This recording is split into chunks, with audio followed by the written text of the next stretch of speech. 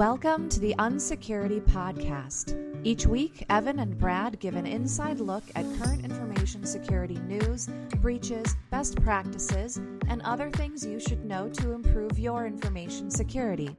Here are your hosts, FRSecure's Evan Francine and Brad Nye. Howdy. Welcome to episode 67 of the UNSECURITY podcast. Today is February 17th, 2020. And this angelic voice, don't laugh, is you're hearing is me. This is Evan. Evan Francine. Joining me in studio today is my security bestie. That's right, Brad. I just called you my security bestie. Brad Nye. Good morning, Brad. Morning, Evan. How you doing? I'm doing pretty well. You got some sleep? Got some sleep. That's important. Last week that was different. Yes. You didn't get sleep. I got sleep this weekend and feel much better. All right, cool. We have a great show planned today. Before we dive in, we're going to catch up like we usually do. I want to know more about what you're doing and what you're up to. So lay it on me. Give it to me. What you been up to? Yeah, just, security stuff and things. This is it's almost like an employment review. I know, right? On the podcast. So what would you say you do here, Brad? Yeah. That's a great question. Yeah. No. Spreadsheets. Yeah, lots of spreadsheets. No. Just continuing looking at how we're doing things. Is there better ways to do it? How can we make it better? What can we do to provide, more value with the services? And are we doing things, consistently in the best way possible? Cool. Little things. Well, I'm hoping that in the next, few months, you and I will be able to do some more work together. I know we got some cool things that we can create in, with relation to our vCISO service, with relation to, some of the CCPA, CCMK stuff. Yeah, I'm excited CCMK, No, CCPA, CMMC. There you go. GDPR. What other acronyms can we throw out there? I know. All right. Yeah, no, and some of the new stuff within Security Studio and building out services around that. And, I'm excited for, it's amazing where we've come in a year and a half, 2 years where we'll be in another year and a half or 2 years. Well, it also shows for me, you just kind of get caught up in the day to day. You have to get intentional about certain things, like you and I hanging out. I was working on the book this weekend, stuff like that, like collaboration. Mm-hmm. You just have to get intentional on scheduling and setting aside time. Yeah, you're right. It is really easy to just get kind of into the weeds and kind of miss out on things. And in fact, definitely found there's some duplicate effort where people are working on the same thing and not communicating, and so working on fixing some of that stuff. Normal things. Yeah, I got to make a trip to Bismarck, North Dakota last week. How was that? It was Bismarck, North Dakota in February. Yeah. At least it wasn't like a blizzard. No, it was good. It was a good meeting. I had brought Jim Nash, our state representative, with me, so I had to spend too many hours with him. I don't know how many hours it was, but just like 12, 13 just in the car. I was going to say, it's a long drive. Yeah. No, it was fun. We had some good discussion and good talk. He's committed to, information security, committed to, from the legislative perspective, being a Minnesota legislator. So we went up to Bismarck to talk to the state CIO, Sean Riley. So very well known, kind of leading the country, I think, in a lot of ways on IT and information security and sort of just affecting change in government. And then who else? Oh, Kevin Ford, their new CISO up there. He came from CyberJRX. Okay. And then Uriah, who runs their GRC. So pretty good meeting. It was very nice to see what they're up to. The end of last week, I had a meeting with Aaron Call. He was already having a meeting with Jim Nash. Aaron Call was the Minnesota CISO. Right. And just some really cool insights from him. I mean, that guy knows what he's doing. So it's cool to talk shop with those guys. Awesome. Yeah. But I also learned some things about, how the state of Minnesota does information security and just kind of I don't want to be negative and say, it's all crap, but it's there's some big challenges in state government that I don't think people realize. They don't really innovate much. There's probably seems like there's that fear of rocking the boat, and then you do have changes in who's running things, so priorities are constantly shifting. Right. Yeah, it'd be tough. Well, it got me thinking too about, one of the topics for today's talk is just, roles and responsibilities. It's one of those things that I think some people just shut down when you say roles and responsibilities. It's like, ugh. Yeah. I don't want to talk about that. But let's try to talk about it in a not way, kind of a good way. I think we can do that. Yeah, I think so too. So this came about from talks last week. Oh, wait, I've got something else in my show notes. I just recognized. Oh. You have to pick one truth, Brett. I was hoping that would slide by. I wasn't not going to say anything. We tell the truth around here. So we're going to, let's see if you saw this and anything. Well, you can even use one that you've heard me say. Well, the immediate ones are always the, you can't protect what you don't know if it's insecure at the core. Only one. But those are some of those ones. I know. But I think the biggest one is that that we haven't really talked about, because I do want to kind of not say the same things, is I think the biggest truth that I've seen is the people that are overconfident are the ones that are typically putting their organization at a lot more risk. Oh, all right. Right. Oh, well, we've got all these tools. We've got this. We don't need your help. And then those are the ones that we keep. We've had multiple where we've tried to help them and say, well, let's do a risk assessment. No, well, we're good. We don't need anything. And then come back months or a year later and, we had an incident, and it turns out that no, they were really poorly configured.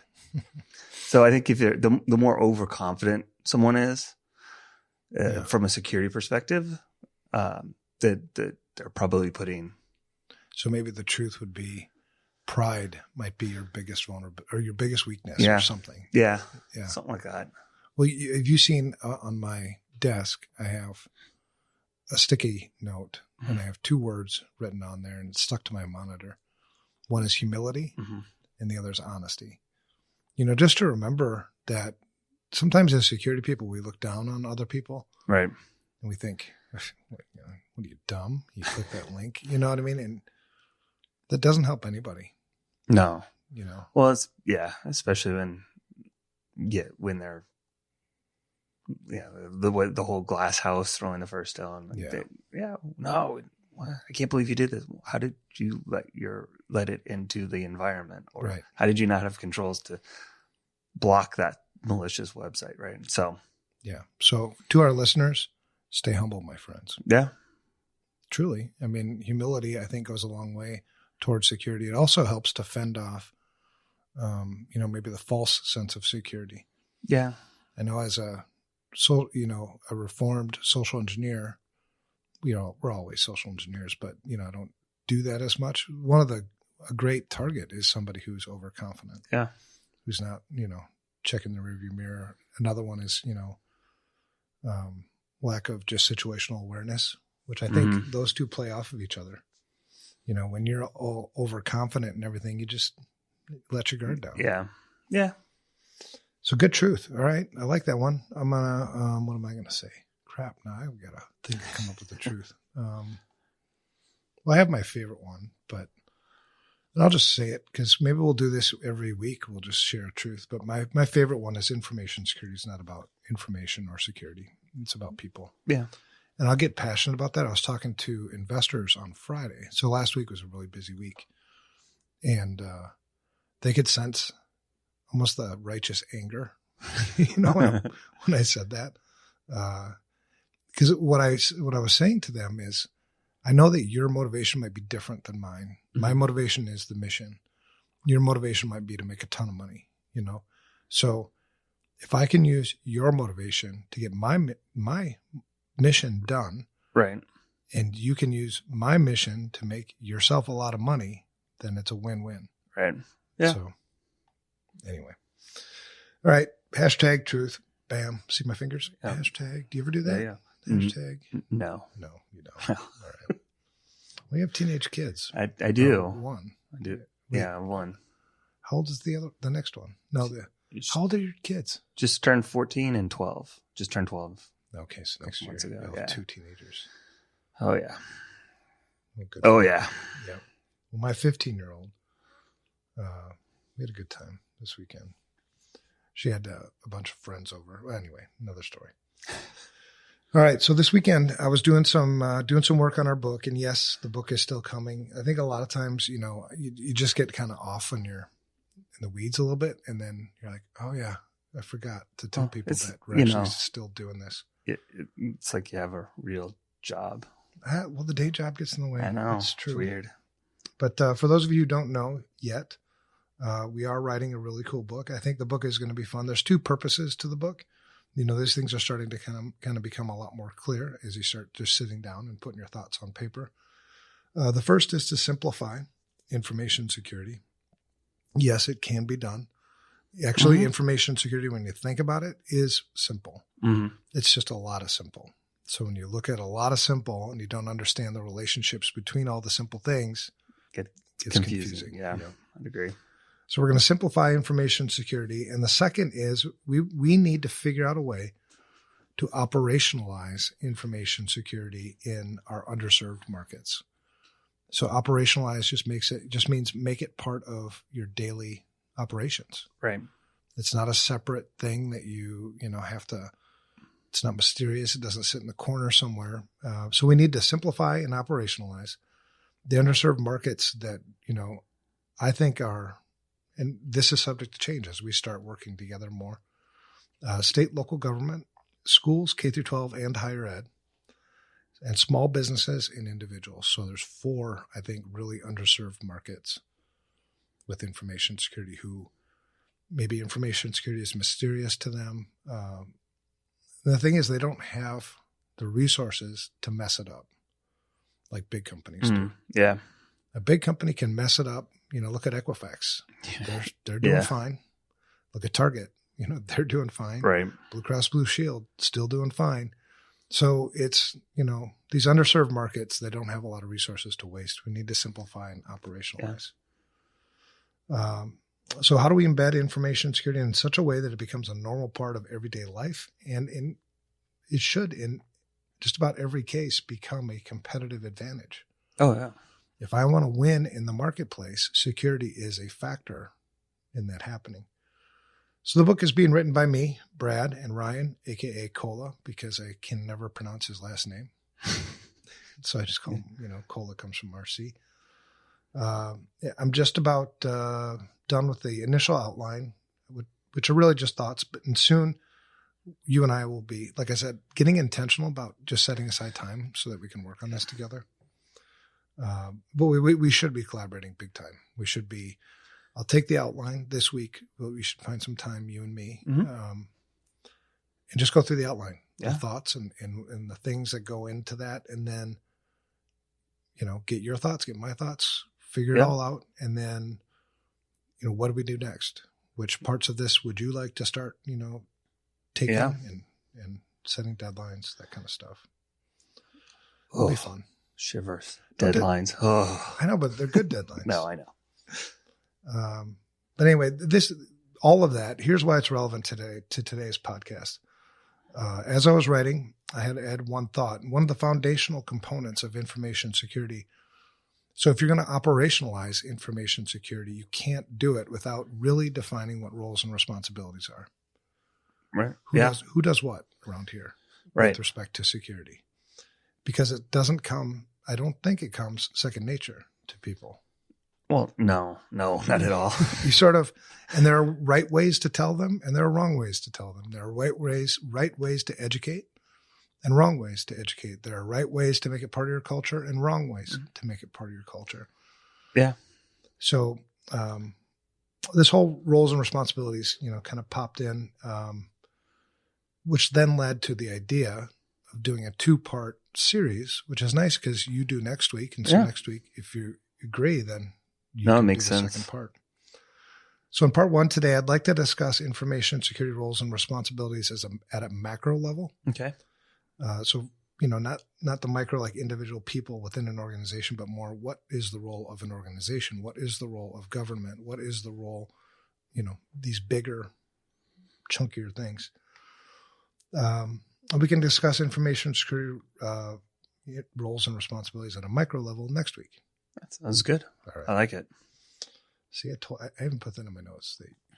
You're always games. Almost always game. Yeah. Yeah. All right. So let's dig in. And this is just opinions. I like opinions. Opinions create ideas. I don't want we don't have all the answers, right? But I do know one thing for sure is you and I, our heart is in the right place. Well, yeah. And I think the nice thing is let's get the conversation started. Just because what we're saying, it doesn't mean it's, gospel truth, but if it gets people talking and we get, other people involved, then it's a plus. Exactly. So here's our opinion on some things. So the first thing is, how important are information security roles and responsibilities? Very. Here we go. All right, next. No. Yeah. Mic drop. It is. I mean, multiple reasons. First, you've got, if people don't know what they're supposed to be doing, right? They're not most likely going to be doing it, not because they don't want to, but because they don't know they're supposed to. Mm-hmm. You can't do the right thing if you don't know what you're supposed to do. Yeah, I think that's true. Ultimately. And if you've raised kids, you know how important it is, to define these things. You can leave a wrapper on the floor, in the kitchen, and it will sit there for a week. Right. It'll sit there probably indefinitely until you define whose responsibility it is to pick up the damn candy wrapper. Right.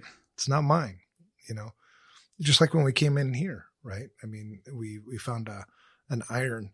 Somebody must have been ironing their clothes on our table in our studio. It's like, you didn't put the iron away. Right. That was probably your responsibility, not mine. Mm-hmm. I'm assuming. So if one of our people is listening that did that, we'll find out. Exactly. But I think if you don't define roles and responsibilities, I think you have a number of things that can happen. One is somebody will assume that something is their responsibility and it's not. Mm-hmm. So they'll overstep. Right. And I think also just things won't get done. Yeah. There are certain things people just don't want to do.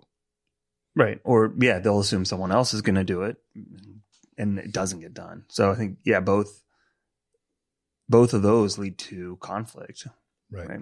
Either you're overstepping and somebody's getting upset, or it's not getting done and somebody's getting upset it's not getting done because they assume it's your responsibility. Yeah.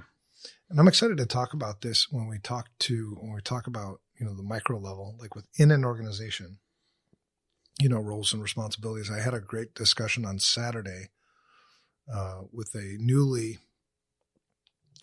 crowned, maybe not a crown, maybe a crown of thorns, CISO, in a large healthcare organization. And we met for coffee on Saturday and just talking about some of the challenges when people don't fulfill their roles and responsibilities. Yeah. When they're not clearly defined, especially in, because you see in a lot of organizations that information security is in the IT organization. Mm-hmm. Does a CEO, and we'll talk about this next week, does a CEO or does the board actually think that this is an IT issue? Yeah. Because they're treating it like it is. But right. Anyway. Right. Yeah. Yeah. Yeah. We could definitely go down some rabbit holes. Yeah. And that'll be fun next week when we can talk about, specifically those things. Because if you don't define those things, it'll just be assumed. Yeah. Yep. And assumptions are usually wrong. Right. All right. So roles and responsibilities, I think we both agree. I don't understand how you can run information security without them. I mean, you can't run it successfully. Right. Or maybe you can short term, but it's not a sustainable long-term approach. So we both agree it's very important. Do you think it's really important for people to define them formally, or do people just know? No, you got to do it formally. Right. I mean, the biggest one I think we talk about it is it goes to accountability. Right? If it's Right. not formally defined, something happens. What is people's intent? Wash their hands. It wasn't me. Yeah. Nobody told me I was supposed to do that. Right. So, if it's not formally defined, it's you really don't have it. Right. Well, and it's like I've said policies are like rules for a board game, Mm-hmm. and I think roles and responsibilities are as well. It's one person needs to document them, read them, understand them, and then disseminate them to others, right, in a way that they understand, so that they can play the game. Yeah, and I'm excited for next week because I'm like ready to go down Another rabbit hole. Yeah. Yeah. But yeah, no, I agree. Right. Well, I think one of the things we're seeing when we talk about roles and responsibilities at a macro level, we'll talk about some of the things that I've seen happening at the government level with this. But I agree. I think it's very important that you formally define them. Ideally, they're documented so that you can reference them. People don't like to document these things, and people don't like to formally define these things, I think, because it makes them think. Yeah. They actually have to know, well, what are all the things that need to be done in information security? And then I got to write them down in English, or whatever language I'm speaking, and then tell people about them and maybe expose myself to some criticism. Yeah. Yeah. And it's funny how, in some of the different business sectors, how much more difficult that becomes. Right. Right. Oh. All right. So we both agree that information security roles and responsibilities are critical. We both agree that we need to define them formally. Yeah. And because people don't just know. That's another thing that I've learned, over the years is empty spaces always get filled. Mm-hmm. And they usually get filled with the wrong stuff. So if I've left a gap in my communication between what I expect, what I'm thinking I expect, and telling people what I expect, I won't get what I expect. Yeah. The outcome won't be anywhere near what I was hoping for. All right. So let's talk about roles and responsibilities at a macro level. The first to start is government. Let's just talk about, what is the role of, let's say, the federal government in information security, in your opinion? I think, overall, probably setting the tone, I think with like the NIST CSF and some of those, setting the overall standards for, what should be done. Mm-hmm. They do have a lot of pressure for protecting citizen information, company information, and then obviously the governmental secrets and all the stuff that, military and all that stuff. Right. So, I think, setting some standards, providing some leadership and guidance on some best practices because they have the most resources. Mm-hmm. Well, and one of the things I agree with most of that. I mean, I've always viewed the federal government as somebody who protects us, protects our infrastructure. And that's what they sort of do, or that's what they're trying to do. But now that everything is connected, where does critical infrastructure stop? Right. That's a good point. I mean, you could draw the lines of critical infrastructure all the way into my living room if you're creative enough. And, you wiggle yourself in there. So then it gets kind of scary, because then does the federal government have a say in how I protect my own internet access? Yeah. Or my own, because telecommunications is a critical infrastructure component, right? Well, that's how I'm connecting to the internet. So yeah, if your IoT network at home is part of a botnet, is that?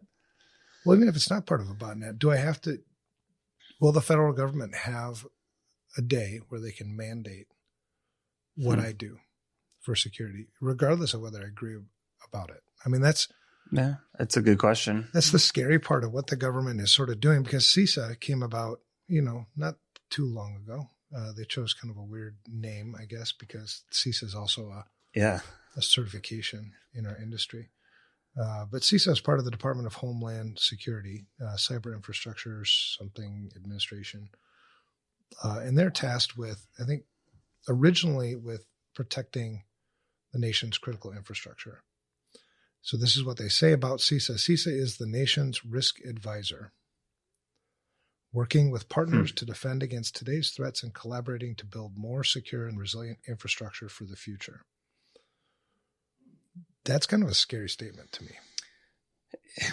Yeah. It's when the federal government is going to become my risk advisor.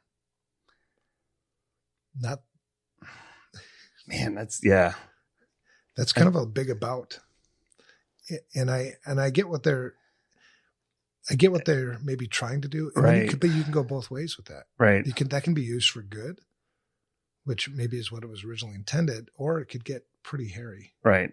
And because my thought of providing, here's some best practices, here are guidances on what you should be doing. It would be the best, but then, well, you have to do this is the worst. Yeah. Yeah. Yeah. So I think the federal government definitely has a role. I don't think it's really well defined yet. I mean, what is the federal government's role in information security? Is it to set a good example for the rest of us to follow? Is it to intrude upon potentially on us? Or let's say a small business isn't doing what the federal government says you should be doing to protect information security. That can get kind of scary too, because does the federal government know everything about protecting a small business? Yeah, it's a thin, it's a tricky thing. You've got, so like DFARS and CMMC are kind of down that road, but then on the private sector, you have the same thing with things like, ISO or high trust or some of those where the private organizations are dictating what smaller businesses need to do. So it's a tough, it's tough. I don't know. Well, it's got to be figured out because, and I did like what they were doing. I did like, some of the presidential directive stuff with, that led to the creation of the NIST CSF. I like the fact that you call out what critical infrastructure sectors are. Mm-hmm. It would have been nice if maybe we would have called them out with a little more specificity. You got the chemical sector. Now I don't think this was one of the originals, but the commercial facilities sector.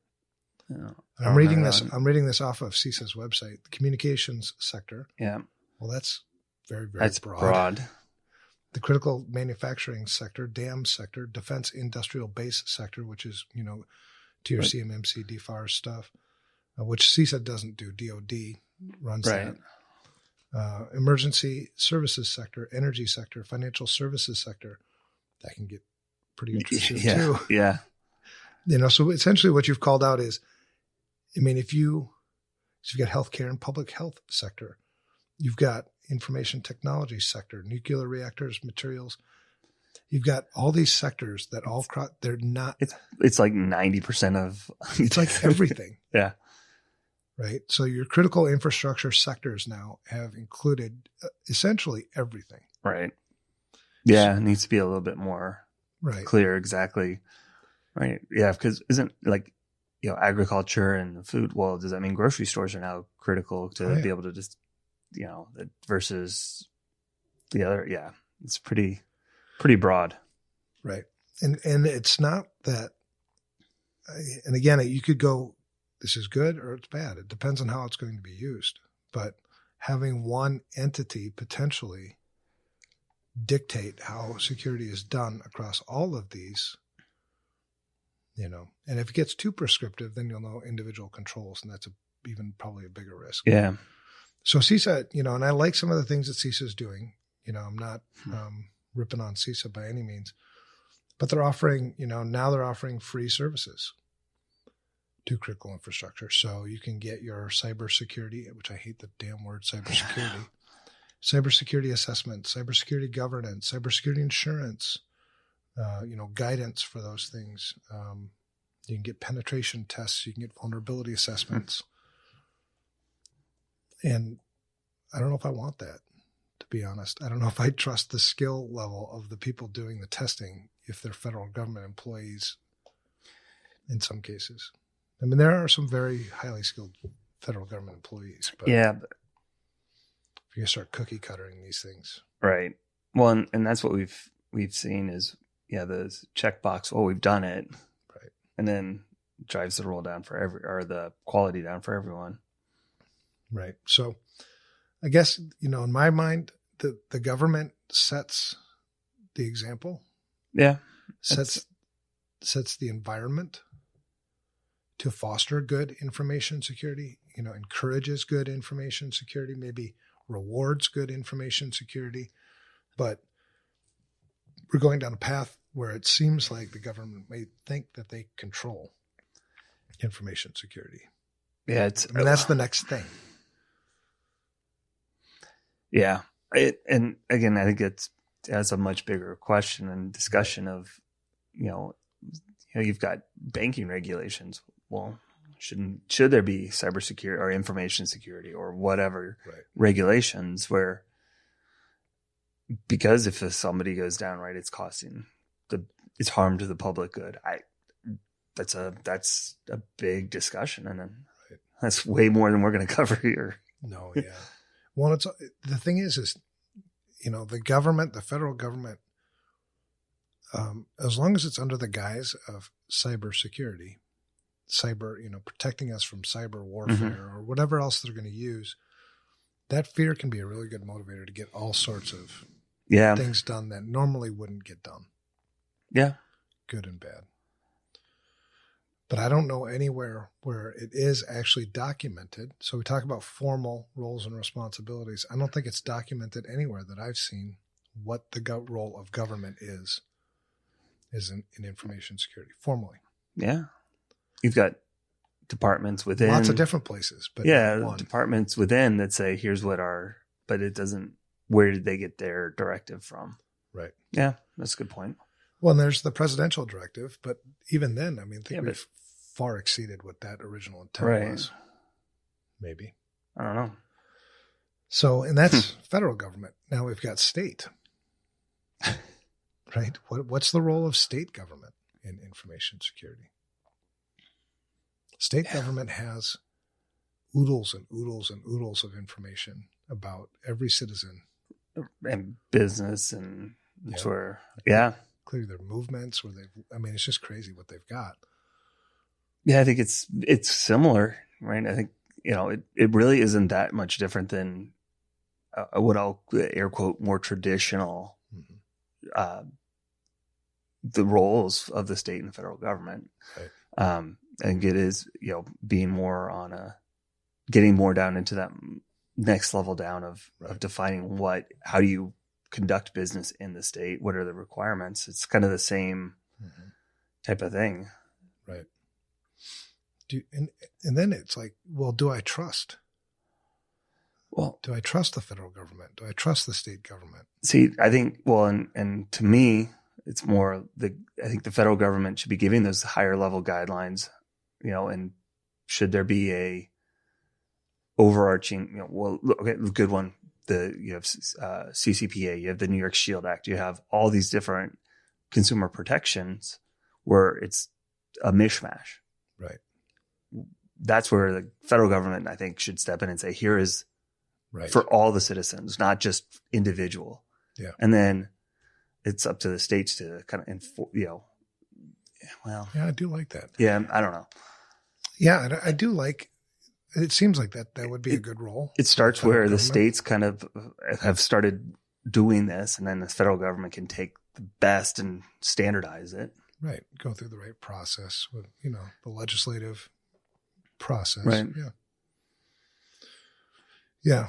So every state that I've talked to are so different than the other. Yeah. And I think that's, that's a big problem. It's a huge problem. So I wonder what would happen because the federal government really can't mandate. I wonder if they can. It'd be interesting to see if the federal government can mandate what the state does. See, and that gets into a level of politics that I'm over my head in. I know.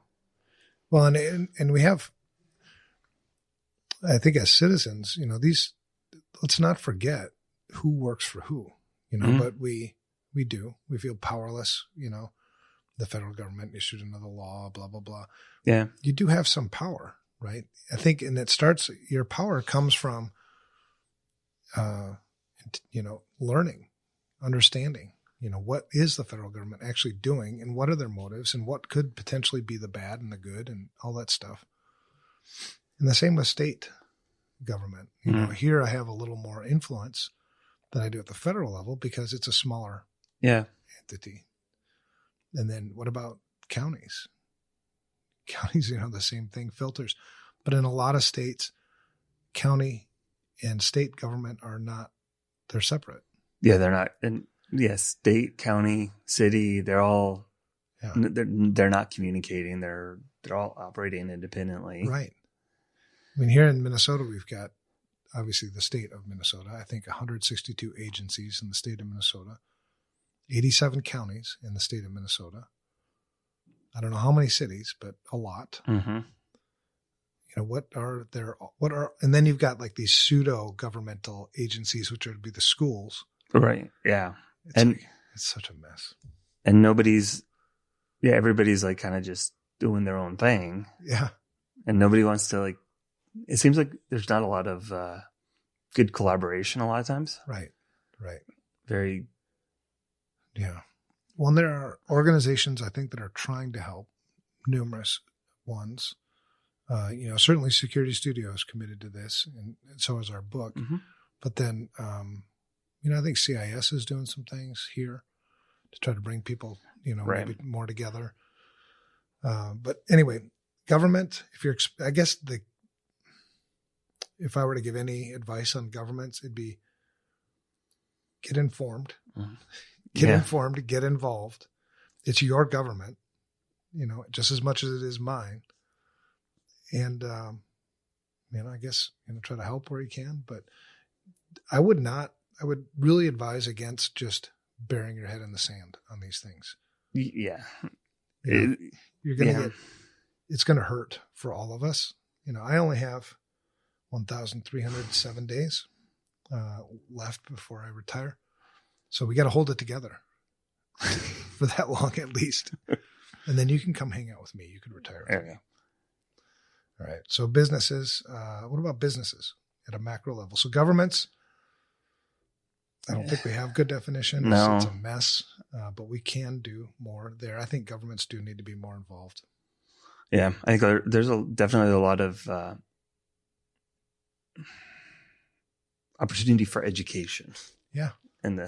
Within the governmental space. Right. Businesses, they've got their customers' information, employees, like you said. You've got, ultimately your ability to do business, unless you're a mega company, mm-hmm. is dependent on protecting that information. Right. And then that's not even covering whatever trade secrets or intellectual property you might have. Right. If that's gone and everybody can do it. Yeah. What's your competitive advantage? Well, and this one's a little closer to us because we feel like we can influence it a little bit more than we can influence, mm-hmm. the federal government. But the same premise is true. I was talking to, my buddy on Saturday, and I wonder how many businesses actually sit and think this isn't my information to begin with. Not many. Right? So if you do a risk assessment and you find out that you're a 420, you might be okay. You might say, whatever, I'm fine with that. Take it. Just are your customers? Yeah, conceptually take this to one of your customers. Would they be okay with it? Yeah. They'd be okay with a 420? Because a lot of companies, say, transparency. We're transparent, honesty. Well, then be transparent. Yeah. Hey. What if they found out? Because when a breach happens, unless this is done under attorney-client privilege, this thing is discoverable. Right. So, be transparent. We don't like being labeled poor. Well, then do something about it. Then unpoor yourself. Right. But the same thing goes with the government. And I'm going to write a whole nother book on this, just the racket of personally identifiable information, because truly the government treats it like it's theirs until something bad happens. Mm. You know what I mean? The Social Security number Right. You don't have a choice. You're going to get a social security number whether you want one or not. And you're stuck with it. Yeah, it's not easy to switch. And for some reason, we decided, well, this is your personal identifiable information. Well, if it was, then why didn't I have any control over it? Well, and that's an interesting thing where it's an identifier, and then businesses started using it as a authenticator. Right. And so, it was intended as just an identifier. This is who I am. Right. Not, for your government benefits. Right. And then you had a lot of the private sector still uses it to say, what is your social security number? Mm-hmm. How do you prove that you're you? Social security. It's everywhere. Right. It's public information at this point. Right. So next time you decide to let the government just tell you what they're going to do and you not get involved, this is one of the things that might result. So business to business or business to consumer, I think let me ask you this. If you were, did you stop doing business with Home Depot when they had their 53 million credit cards lost or stolen? No, but yeah. I've tried to avoid them. Right. But, it's like. Or Target or Equifax. The problem is, you're limited in some of the alternatives. That's true. So a business has a responsibility. And I think businesses, just like the government, just like anybody actually, needs to be held more accountable. Mm-hmm. And you can never hold anybody accountable for risk elimination, but I can hold you accountable for risk management. What did you do to try to protect my information? And if you didn't do, if you didn't do the basics, the fundamentals, which we'll have to define more, then not only are you negligent, but are you criminal? Yeah. Yeah. I think, I suffer the consequences. I was reading an article by Krebs about the Equifax hack and how they've arrested or put out arrest warrants for 4 Chinese officials. But he was like, that doesn't excuse Equifax's behavior. Like, if you look at what they did, it was bad. Right. Just because who did the attack doesn't excuse being negligent. Right. So it seems from a macro level, we still haven't really defined what a business's roles and responsibilities are. Yeah. And at this point, every business does it themselves.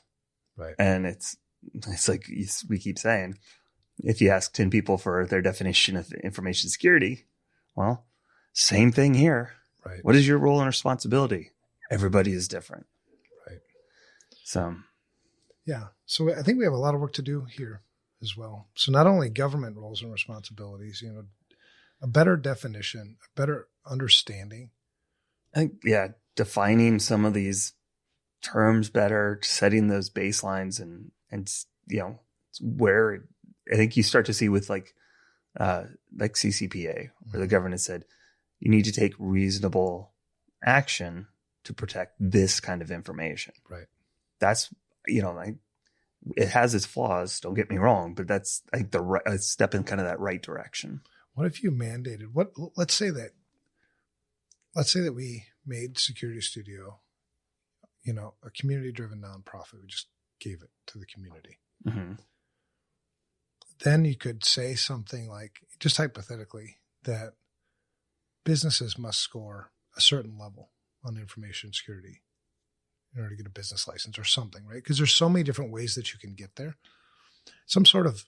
Because what doesn't work with compliance is it can't get prescriptive enough. If it gets too prescriptive, it's too restrictive for a business to operate. I think it would be like, what is reasonable? A certain score is reasonable. Right. Well, you may not be there to start, but right. If you don't have a breach, and you're working towards it, it's like the plan of action, right? Right. Because certifications also don't work well because, again, it's too prescriptive and open to interpretation. If you have a scoring mechanism in place that's objective, then you take the subjectivity out of it. Yeah. Right. And the community can decide the specific criteria that lead to the scoring the way it's carried out. Yeah. Interesting thoughts. Because I think it's not that businesses don't want to do something here. I think they're as confused as anybody else. I think the theme that I'm starting to recognize is there's a lot of unknown and a lot of confusion and not a lot of kind of leadership or guidance that is standardized, that is easy to understand. Right. Yeah. What's reasonable for California may not be reasonable for New York or Texas or whoever. What is reasonable? Yeah. And there's so many voices. You know what I mean? So many people with opinions and shouting things. And all right. So businesses. But they have something to sell with AI and next gen. Oh yeah. AI, next gen, machine learning, blockchain, get it going. So businesses, roles and responsibilities, business to consumer. I think isn't it at this point just to not be negligent? Yeah. Yeah. I mean, and what is negligent? Depends on doing nothing. Depends on the jury, I suppose. Yeah, true. But yeah. I don't know what else. Certainly they drive for compliance. If I were to define specific roles and responsibilities at a macro level for business, I would love to do that. And I could preach for a while on what I think that those things should be. Yeah. I mean, even just do a risk assessment on the whole organization, not a specific scope. Right. Do a risk assessment and have a plan to remediate. Right. Just have you done those two things? Yes or no? Well, and HIPAA tried to do that. Right. But then there were no teeth, no. Well, they never started to audit it. Well, they started, but then it got gutted. And the only time it ever happens is if there's a breach, and then they come in after the fact. Yeah. Yeah. I think businesses. So PCI did a pretty good job. The PCI Council, when you had the credit card companies come together and define their requirements, and regardless of the way it was carried out or where it actually ended up morphing into, they banded together to define these requirements before the government acted. Because if they didn't, the government was going to step in and take that over. Right. And so it'd be nice to see if business somehow could do that. Just all agree upon these are our responsibilities as businesses in the United States. Well, but then you run into the money grab there. True. We've seen it in healthcare and PCI to some extent. True. Yeah, this could be I would love to have this longer discussion too, on these things. I didn't really expect, because we could talk for days on this stuff. I know. But I think that's what needs to happen. That was what we were talking about at the beginning of the show, was the dialogue, the ideas, the thoughts. Don't just ignore it. Right. These things are not well defined. You mean don't assume someone else is taking care of it? No. So, definitely more discussion needs to be had. And maybe these are topics we just continue to talk about, in the future. All right. What about schools? What's their role and responsibility? I think the biggest thing is that they're protecting minors, right? The information of children that really don't have much say in it, right? So if a school has a breach, now you've got children's healthcare information, all kinds of sensitive information that could potentially go out there. Right. And I can say the vast majority are significantly underfunded and, undermanned. And I've yet to meet a school that doesn't want to do the right thing. Right. The people that work at the schools for the most part let's be honest, the pay isn't great. They're there because they love kids. They're make a difference. They're right. Exactly. They're trying to help and make a difference. And they don't have the budget for tools. They don't have, the training, or a lot of school teachers go buy their own supplies. Right. So, it's kind of, it's frustrating to see something so important where people really are passionate and just, handicapped and work playing from behind. Yeah. Yeah, I agree. And I think schools, it's not just, I've been saying, for a while now that, information security, privacy, and safety cannot be separated anymore. Yeah. And I will say, I'm talking K through 12, because higher ed is a different story. And that's a mess too. That's a mess. And that pisses me off when they've got $1 billion endowment and they have no security department. Yeah. Right. Look And at the IT salaries. is on a shoestring budget and they've got a $5 billion endowment. Well, no, that pisses me off. Well, yeah. That's a different story though. Look at the salaries of the administrators. Right. Well, yeah. And that the tuitions have gone up at, It's crazy. exponentially more than cost of living. And then you got 10 IT people for, 10,000 employees. Right. Yeah, I agree. So K through 12 and higher ed, even though they're somewhat integrated, they're definitely different. And I will say, going back, I don't necessarily feel it's the IT or the security people at higher ed, right? They're there because they could go somewhere and make more money. They're there because they believe in what they're doing and they're passionate. Right. It goes to leadership. Yeah. Well, yeah. And I think, and you mentioned, that K through 12 has a lot of information about the kids that they need to protect. There's some obligation there to teach our children or help our children become good internet citizens, good network citizens, good security citizens, whatever you want to call them. Yeah. Good cybersecurity citizens, because parents are, it's a community, right? Parents have their role, but schools have their role too, to teach them good skills, what's ethical, what's not ethical. Yeah. Well, and I figure the majority of parents are, I do it. This is part of that whole cyber safe. I am cyber safe, whatever the IC squared. Yep. Right? Parents are digital immigrants. It's not, we didn't grow up with devices. I like that word, digital immigrants. And then, the kids are now what they call digital natives. They've known. Did you make this iPads. up? Or No. I wish I did. You should take credit for that. No, that was from the ISC squareds. It was Safe and Secure Online. It's now, I think it's I am cyber safe or cyber aware. But no, and it resonates. It makes sense. It's true. Right. And unless you're in the industry, the parents don't know. Yep. That's a good point.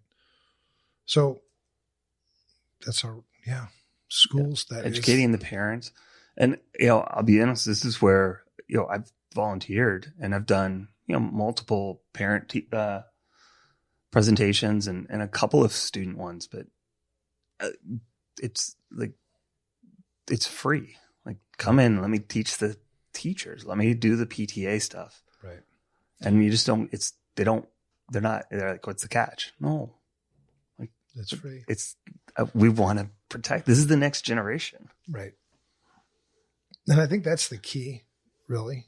If you want to talk about businesses and governments and all these things, I think the more digital natives that we have that are well educated, it'll bubble up into the rest, So maybe that's part of what we do is we just continue to foster and push towards better education at schools, better education at home.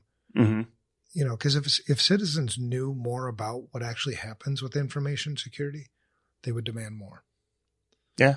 If you knew what really happens at the state of Minnesota or the state of whatever with information security, you would demand better. At the federal level, the city, it doesn't matter, right? I would agree.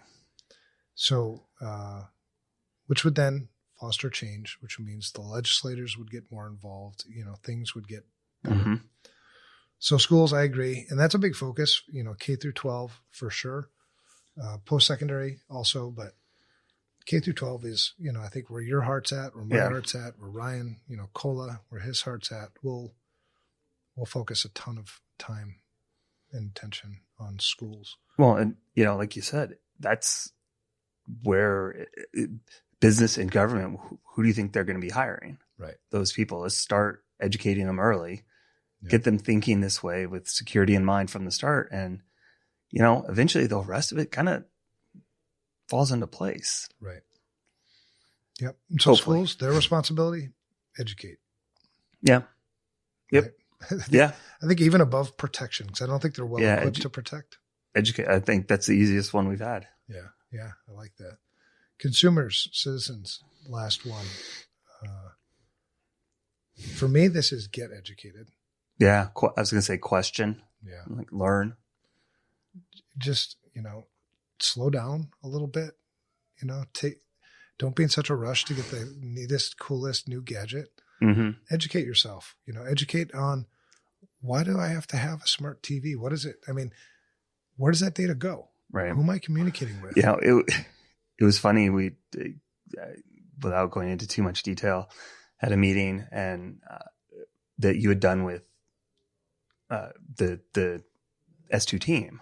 Mm-hmm. And there was about 8 other adults. And one of the people that had been through it with you was telling them like, hey, by the way, Brad's a security expert on the internet and stuff. So if you have questions, and went into like, I went through this thing with FRSecure and I needed a new dishwasher. And then I realized everything is Bluetooth and internet connected.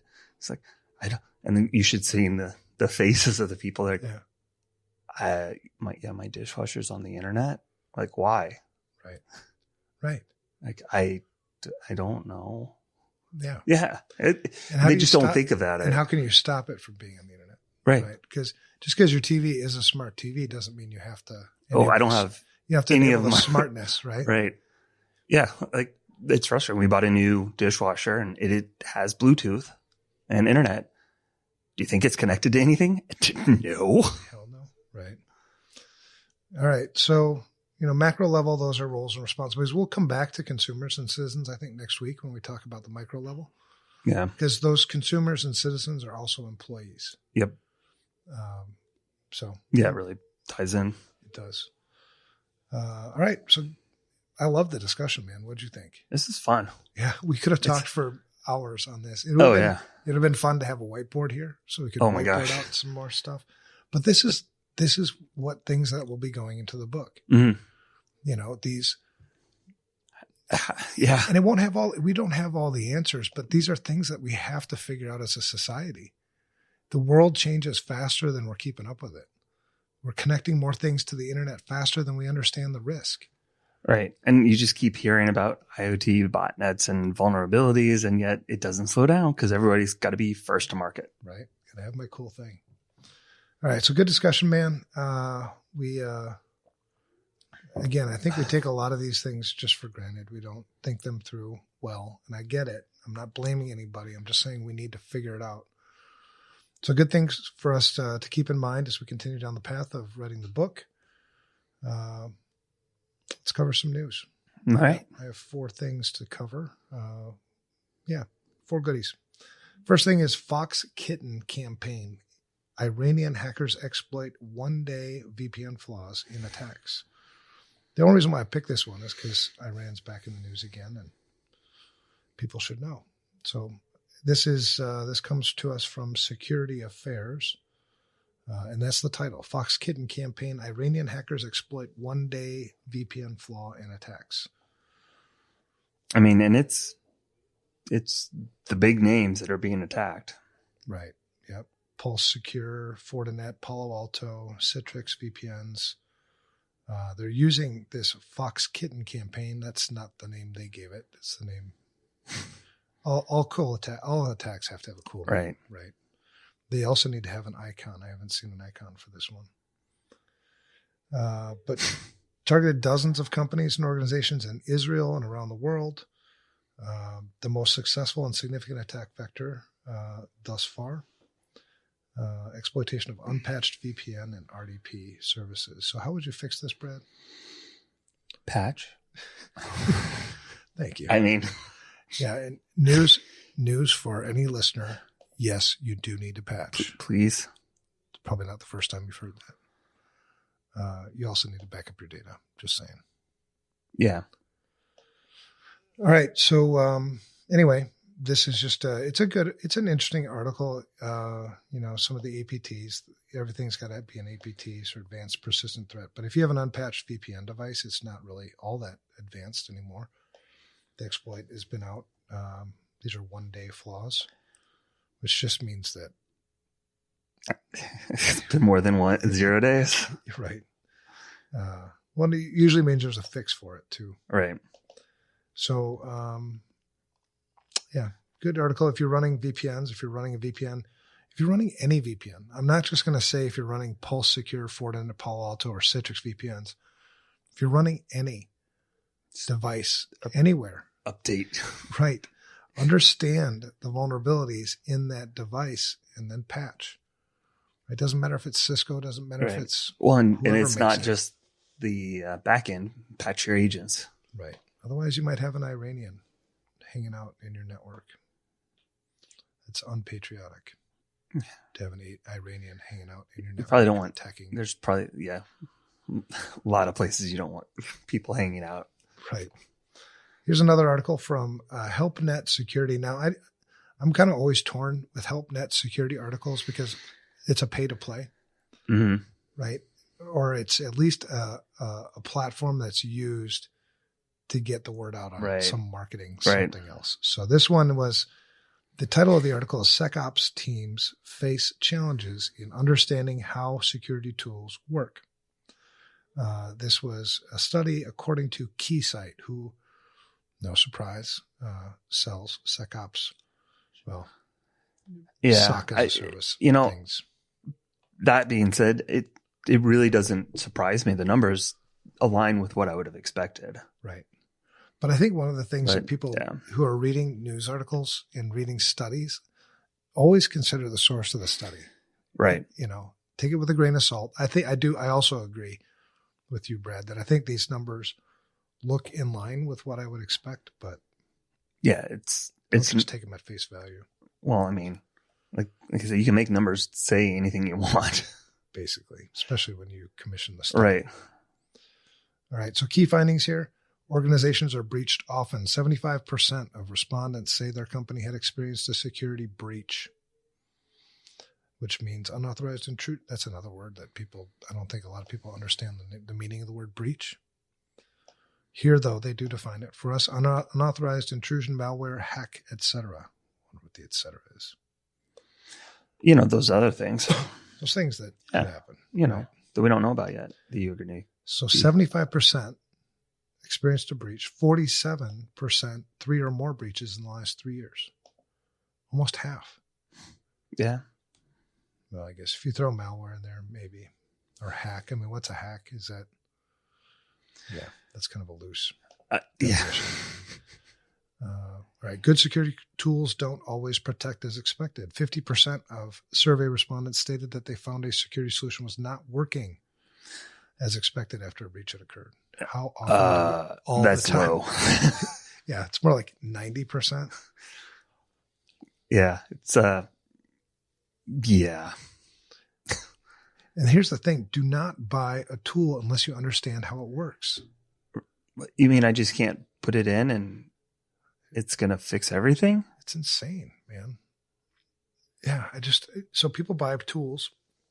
So there's obligations on both sides. There's an obligation for the person who's pissing away budget on tools that they don't understand or tools that you're not capable of running. You might understand it, but you just don't have the time, the money, whatever to maintain it. Then don't buy the tool. Yeah. Unless you're only looking for that 50% effectiveness or 25% effectiveness, which is find a cheaper tool then. Yeah. I can't imagine having put in web filtering or email filtering or DLP without monitoring it and testing it and making sure it works and continuous ongoing. And yet you see it all the time. They're like, well, we've got this in place. Right. Do you look at it? Oh no, only if there's a problem. Well, and here's the deal, man. Every dollar that you spend on an ineffective tool is $1 less spent on your mission. Yeah. Now, if your company has a crappy mission, then maybe you don't care. But most companies have a pretty noble mission. They're trying to serve something bigger than you. And when you take $1 away from that, it's $1 that can't be spent on that. It makes your company less effective, makes everything less effective. Yeah. So it's I was going to say, but I'm 50% less likely than I was before. But it's my job as a security person to understand these things. Right. Right. One of the best things you can ever do with information security is understand yourself better. If I understood what assets I actually had, good asset inventory, if I understood the tools that I had, if I understood how data flowed throughout my environment, if I understood, I'd be a lot better at my job. So that just adds more complexity, makes you a lot less better at your job. That's one. And then you also have the people that sell this crap. If you're selling, so if you know that that this company's about ready to buy this thing from you, if you know that they're not going to be able to use it, don't you have some obligation? Doesn't something keep you up at night going, yeah, the commission check was nice, but I just took advantage of somebody? Far too often, no. Right. So you're sitting on a beach retired with your millions of dollars knowing you're a sellout. Yeah. Think about that. Yeah. Some people are okay with that. At some point, that's got to hit you, be like, gosh, I really took advantage of a lot of people, but I made a shitload of money. So, excuse my language. Just how some people are. Oh, it ticks me off. So anyway, yeah, that's where I get really mad. Anyway, good article. Most organizations don't verify their security is working as it should. So they put it in, don't test it. Yeah. Or if they do test it, they're testing it based on some subjective criteria, which is ineffective. We don't get any alerts, so it's working. Must be. Yeah. Oh, God, I've got stories there too. Less than half of organizations practice breach responses. So you're not practicing for the inevitable. It is inevitable. This is risk management. A breach will occur. It's a function of time and other things, but certainly time. So if you don't have an incident management process, if you don't have testing it, and you should operationalize it, right? Right. This just another frustrating thing for me. See, I shouldn't have picked this news story because it's just making me mad. It's not good for a Monday. Gets the blood flowing. Right. Anyway, we can do if you're falling for any of these things, which according to the statistics, a lot of us must be. Mm-hmm. Gosh, get better at your job, please. Well, you know what's interesting is you think about it. How many companies are willing to pay for tools and software, but not staff? Right. Or not a risk assessment. Right. Because it's no blinky light. Right. Oh, but it would keep you from doing stupid crap like this. Right. Yeah, I get it, man. Blinky lights, sexy cells. All right, another one from Security Affairs, and then we'll move on here. The U.S. administration requests $9.8 billion for cyber 2021 budget for the Department of Defense. So this is just the Department of Defense, $9.8 billion. Well, they should be able to get a lot done. You would think so, but it is the federal government. Cybersecurity, 5.4. So this is how they broke it down, the investments. $5.4 billion for cybersecurity, which, okay. Because then you got $3.8 billion for cyberspace operations. I'm like, what does that mean? Yeah, we should define what this stuff is. $556 million for cyberspace science and technology. That's not cyberspace operations or cybersecurity. In addition, we got to have some artificial intelligence, $841 million for AI. $789 million for cloud. So anyway, lots of money. I don't know. I assume some of it is probably well spent. Hopefully. I would really like to know the process that went into the budgeting. Like, were these risk-based decisions, or were these just like, oh yeah, we need some of that? We spent X amount last time, so yeah. Our security operations is a little too salty. We need some sweet. Let's get some security sugar in here. You know, we need some security sugar, more money. Anyway, it's interesting to see what their budget is. Yeah, it's a lot of money. I don't even know how. It's just a lot. Mm-hmm. But 9.8 billion. When you think about the government, sometimes I usually think trillion. So at least it's not 9.8 trillion. True. That's good to see that they're spending something. All right, last one. This one's interesting because it's timely. SiliconANGLE is where this comes from. Coronavirus fears prompt Facebook to cancel conference. And IBM has now officially exited the RSA conference, which is next week. Yeah, that'll be interesting. RSA has yet to cancel their conference. IBM was a platinum sponsor. They also had they had a big presence there. It'll be interesting to see how. Yeah, it'll be that shakes out. this is, I don't know. I think RSA's comment on there is pretty interesting about, like 80+%. Yeah, 82. Yeah. I don't know. It only takes like one. I know. Right?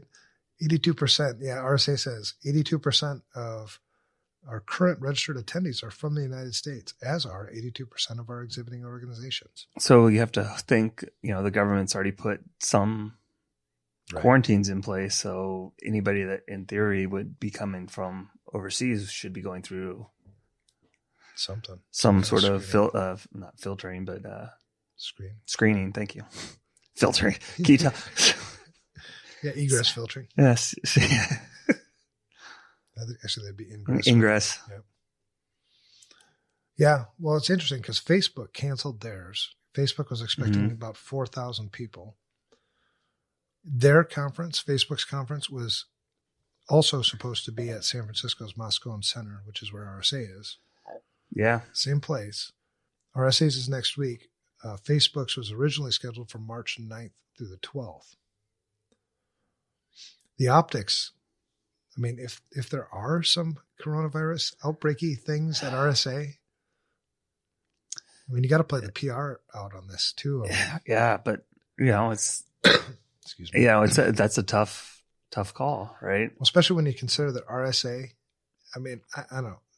Some people are different than me, obviously, but I think RSA is all about the money grab, and so that's a boatload of money that they'd be losing out on. That's probably exactly. That's so I think money is trumping.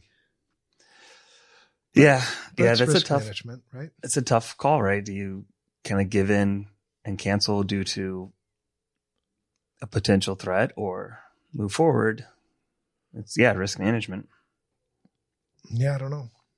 So I'm glad I'm not making that decision. Well, the math supports RSA's decision. Yeah. Really. But the optics, which sometimes has nothing to do with the math, the optics of Facebook canceling theirs at the same location as where RSA's having theirs. You don't know I guess the big part would be, what was the makeup of the Facebook one? Was it 50-50? Was it, in the U.S., out of the U.S., were people out of the U.S. not going to come because they have to go through the quarantine and screening process? So there's a lot of unknown still on that. There is. Well, I know one of our, I think we have 5 or 6 people going maybe.